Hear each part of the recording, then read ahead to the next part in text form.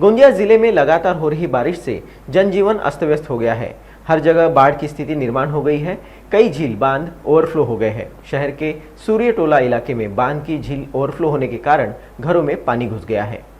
गोंदिया जिला भारी बारिश से बुरी तरह प्रभावित हुआ है।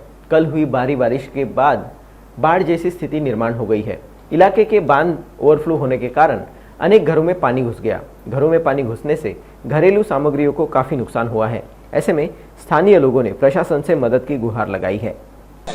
दोन दिवसापासून झालेल्या मुसळधार पावसामुळे या सूर्यटोला वाडामधील एरियामधील जे लोकांच्या घरामध्ये आतमध्ये शिरलेलं पाणी आणि किचनपर्यंत पाणी शिरलेलं असल्यामुळे लोकांना फार त्रास आणि सामानाचं अस्तव्यस्त झालेलं आहे। त्यामुळे सरकारचे जे लक्ष या वाडामध्ये नसल्यामुळे हे सर्व अतिवृष्टीचे परिणाम लोकांना भोगावे लागून राहिले आहेत।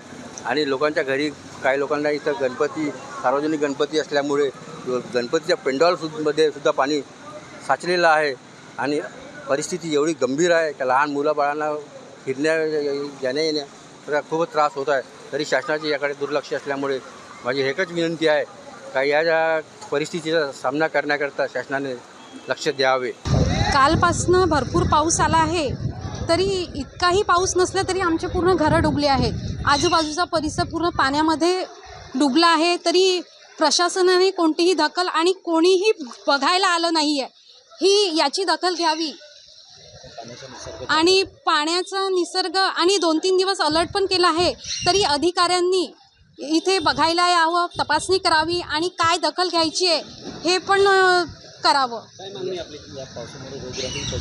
हां, या पावसामुळे रोगराई तब्येती पण बिघडू शकतात आणि प्रशासनाने इथे तातडीची दखल घ्यावी ही विनंती आहे।